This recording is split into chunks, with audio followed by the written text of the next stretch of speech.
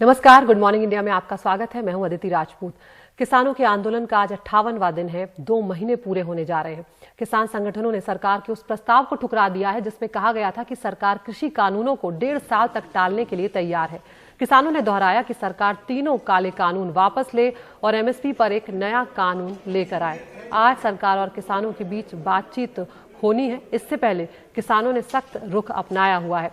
इस बीच ये खबर भी आई कि कृषि मंत्री नरेंद्र सिंह तोमर गृह मंत्री अमित शाह से मिलने पहुंचे हैं। इस मुलाकात के बाद क्या कुछ हुआ ये फिलहाल सामने नहीं आया, लेकिन इस मुलाकात को काफी अहम माना जा रहा है 11वें दौर की इस बातचीत से पहले।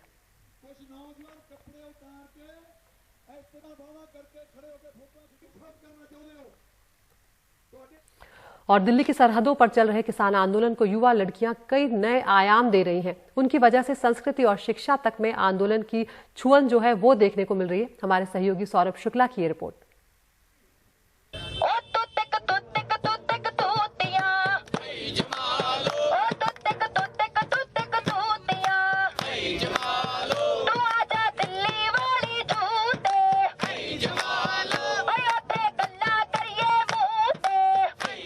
पच्चीस साल की अमनदीप के क्रांतिकारी गीत सुनकर छोटे बच्चों से लेकर बुजुर्ग तक जोश और जज्बे से भर जाते हैं।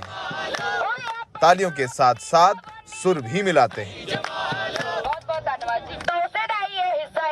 अमनदीप बीच में लोगों से बात भी करती रहती है। पंजाब के फरीदकोट की रहने वाली अमनदीप पंजाबी में एमए और बीएड कर चुकी हैं और इस बार पीएचडी करने के लिए सरकारी कॉलेज में चयन भी हो गया है। लेकिन अमनदीप ने ये साल किसान आंदोलन को दे दिया है। अमनदीप सुबह से लेकर शाम तक स्टेज से लेकर किसानों की ट्रॉलियों में जा जाकर क्रांतिकारी गाने गाती हैं ताकि आंदोलन का जज्बा बना रहे। अनोखी बात यह है कि अपनी टोली में वो अकेली महिला है। मैंने बीएड की हुई है, पीएचडी मैं शुरू करने जा रही हूँ इसके बाद। पीएचडी करेंगे आप? जी। अगर आप गीत संगीत के जरिए लोगों को समझा पाते हैं, उनमें जोश और ज़ाब्ता कायम रख सकते हैं, तो इससे अच्छी बात कोई नहीं होगी। हम लोग किताबों का लंगर चला रहे हैं, लगातार लोगों की मदद से लोगों में किताबें बांट रहे हैं। बहुत लोग क्या करते थे, उससे डरते थे कि हम तो इससे बात नहीं करेंगे। 23 साल की नवजोत कौर बच्चों को न्याय और अन्याय की कहानी पढ़कर सुना रही हैं। ये यहाँ कोंडली के फैक्ट्रियों में काम करने वाले मजदूरों के बच्चे हैं जिनके माँ बाप के पास इतना पैसा नहीं है कि वो इन्हें स्कूल भेज सके। नवजोत ये बात अच्छे से समझती हैं क्योंकि नवजोत के पिता भी भटिंडा में मजदूरी करते हैं। का बैल मेरे बैल से झगड़ पड़ा था। इनमें से कुछ बच्चे सिंघू बॉर्डर पर बोतलें या कूड़े उठाते थे जिन्हें इकट्ठा करके नवजोत रोज 11 बजे से लेकर 2 बजे तक पढ़ाती हैं। बच्चों के लिए किताबें वगैरह, कलर्स वगैरह सब कुछ है यहाँ पे। नवजोत ने इसी साल पंजाब यूनिवर्सिटी से बीएड किया है। नवजोत का कहना है कि बच्चे पढ़ेंगे तो ही खुद गलत और सही का निर्णय कर सकेंगे।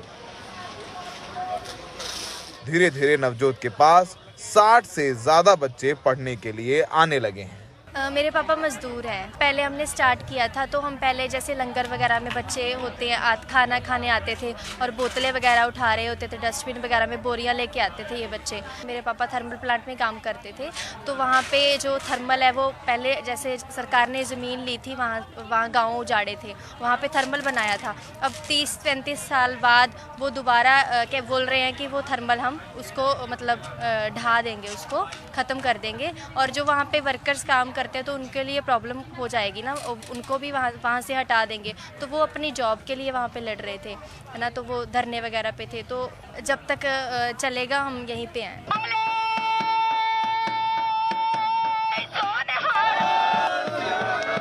ये कहानियां बताती हैं कि महिलाओं का योगदान किसान आंदोलन में सिर्फ रोटियां बनाने या फिर साफ सफाई करने तक ही सीमित नहीं है। जब इन युवाओं से बात करें, खासकर इन लड़कियों से जो यहाँ पर अपनी सेवा दे रही हैं, इनके मन में एक ही जज्बा है कि इनको भगत सिंह की तरह पढ़ना भी है और भगत सिंह की तरह लड़ना भी है। क्योंकि भगत सिंह जब फांसी पर चढ़ गए तो उनकी उम्र बेहद कम थी, लेकिन उनका काम इतना बड़ा था कि आज तक उनको सब याद करते हैं और अपना आदर्श समझते हैं। सिंघू बॉर्डर में सहयोगी सचिन गुप्ता के साथ सौरभ शुक्ला, एनडीटीवी इंडिया। किसान आंदोलन में लड़कियों की शिरकत और ये हौसला अफजाई जो है देखने के बाद ये लगता है कि भविष्य जो है वो सुरक्षित हाथों में है। आगे बढ़ते हैं। गाजीपुर बॉर्डर पर किसानों की संख्या ही नहीं, राशन की आमद भी धीरे धीरे बढ़ती जा रही है और इसे रखने में अब दिक्कतें आ रही हैं। गाजीपुर बॉर्डर पर अनाज से भरी ट्रॉलियां खड़ी हैं, लेकिन दिल्ली एनसीआर का जो मौसम है वो बदलता है और लगातार हम देखते हैं कि कभी बारिश होती है, कभी सर्दी बढ़ जाती है, तो ये चिंता बढ़ा रहा है। डर ये है कि मौसम की मार के चलते अनाज खराब ना हो जाए। रवीश रंजन शुक्ला की खास रिपोर्ट।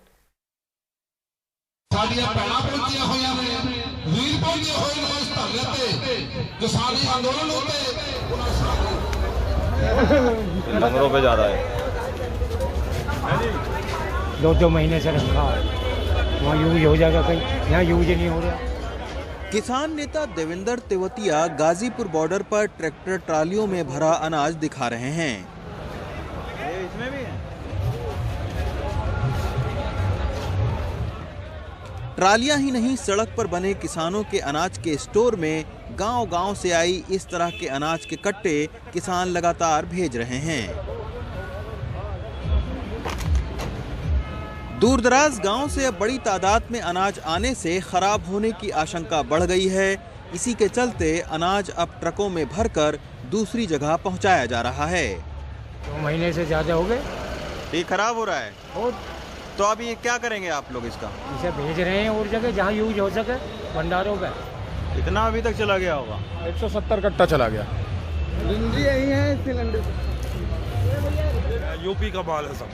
अच्छा, सहारनपुर, मुजफ्फरनगर, बागपत, शामली, मेरठ, गाजियाबाद, तो अब तक कितना आ गया होगा? सब किसान माल लेके आए ये। तो ये कितना अब तक आ गया होगा?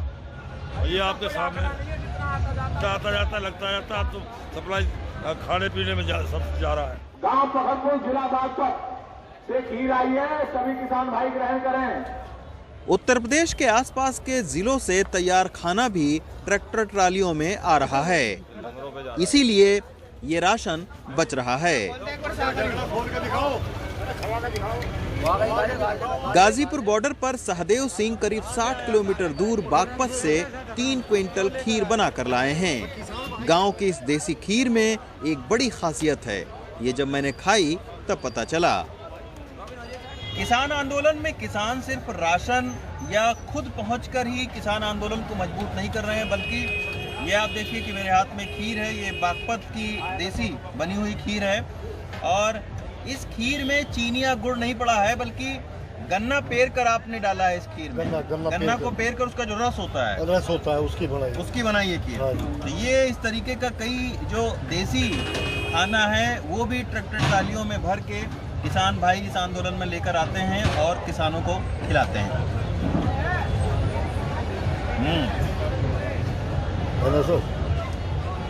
हमने सोचा मगर जहाँ इतने मील में पड़ी है, ले 2-4 कुंटल को भाई को ले रसीद की खीर बनवा के पूछवा दे। अरे ये तो कुदरत ने चाहे तो आई थी, तीसरे दिन आई रहेगी। अब तो सहारनपुर जिले से 2 कुंटल रसगुल्ले आए, सभी किसान भाई आए और आकर प्रसाद ग्रहण करें। किसान बगावत नहीं चाहता, ये सरकार किसान से शायद बगावत चाह रही है, लेकिन किसान बगावत नहीं चाहता। ये आंदोलन नहीं, महाआंदोलन होगा। किसान आंदोलन का जैसे जैसे समय बढ़ रहा है, वैसे वैसे किसानों की तादाद ही नहीं बल्कि अनाज और खाने पीने के सामान की आमद बढ़ना सरकार के लिए चिंता और किसानों का उत्साह बढ़ाने वाली बात साबित हो रही है। गाजीपुर बॉर्डर से रवीश रंजन शुक्ला की रिपोर्ट, एनडीटीवी इंडिया।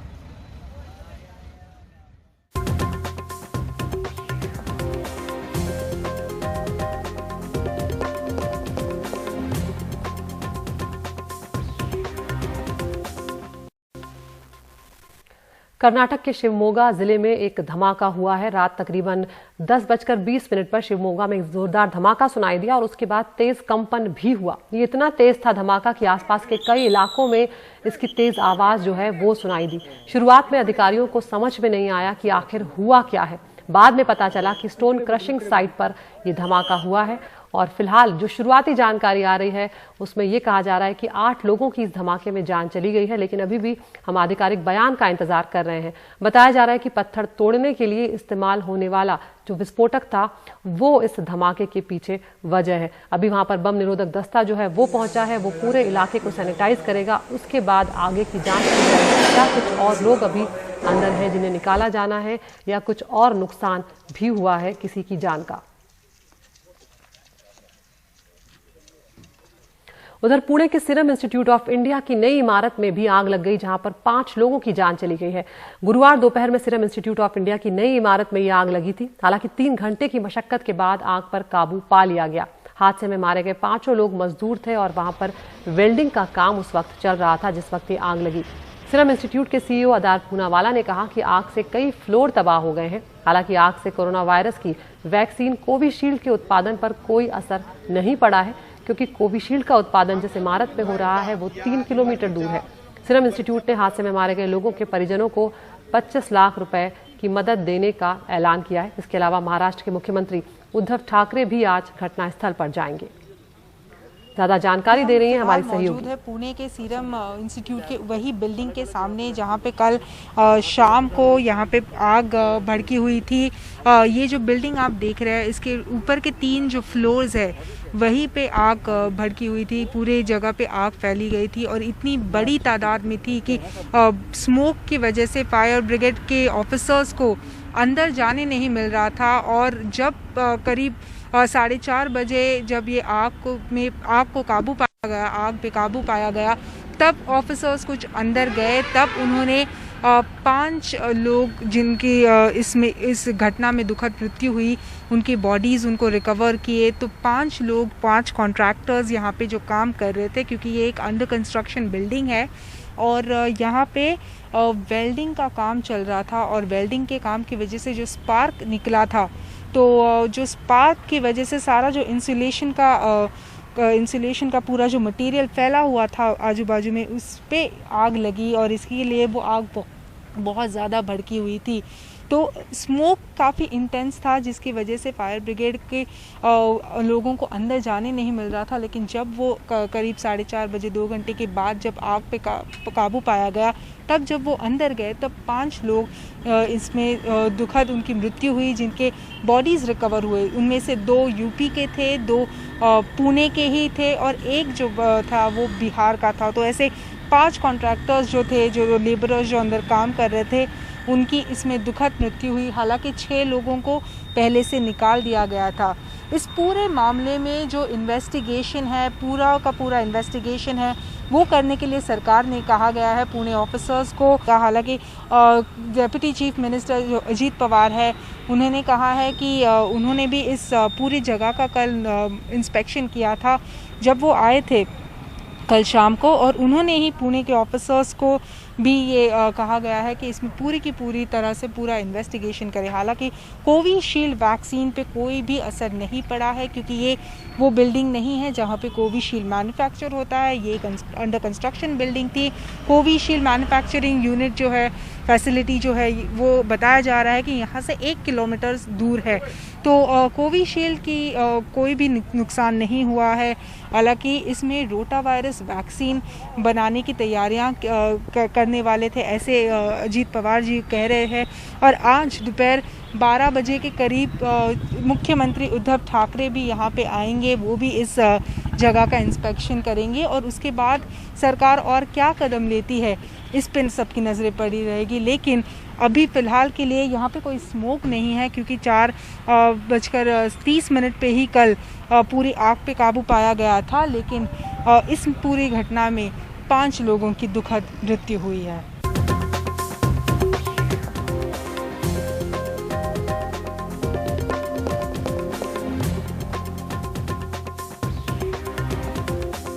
और अब गुड मॉर्निंग इंडिया में वक्त हो चला है टॉप न्यूज का। एनडीटीवी इंडिया आप यूट्यूब पर भी देख सकते हैं। हम आपको रोज एक पोल दिखाते हैं, इसमें हिस्सा लेकर आप चुन सकते हैं अपनी पसंद की खबर। तो आज टॉप न्यूज में पहली खबर है, किसानों से सरकार की आज 11वें दौर की बातचीत होने जा रही है। किसानों को मंजूर नहीं है सरकार का प्रस्ताव, अब आगे क्या होगा ये बड़ा सवाल है। दूसरी खबर कांग्रेस से जुड़ी हुई है। लंबे वक्त से स्थायी अध्यक्ष नहीं है कांग्रेस के पास और आज कांग्रेस का मंथन होने जा रहा है, तारीख का ऐलान भी हो सकता है। तीसरी खबर है आरबीआई से जुड़ी हुई। आरबीआई ने कहा है कि अर्थव्यवस्था का सबसे बुरा दौर खत्म हो गया है और अब भारत की अर्थव्यवस्था जो है उसमें तेजी आएगी। चौथी खबर आई पुणे से। सीरम इंस्टीट्यूट की एक इमारत में आग लग गई जिसमें 5 लोगों की मौत हुई है, लेकिन जहां पर वैक्सीन का उत्पादन हो रहा है वो इमारत पूरी तरह से सुरक्षित है। पांचवी खबर है अमेरिका से जुड़ी हुई। डोनाल्ड ट्रंप जो राष्ट्रपति गए हैं वो न्यूक्लियर लॉन्च कोड को दिए बिना ही चले गए हैं नई सरकार को। तो इन 5 खबरों में से वो कौन सी खबर है जो आप चुनना चाहते हैं, इस पोल में जरूर हिस्सा लें और हमें बताएं कि वो कौन सी खबर है जिसे आप देखना चाहते हैं। उसे हम दिन भर एनडीटीवी इंडिया पर विस्तार से दिखाएंगे। आज के लिए इतना ही। नमस्कार।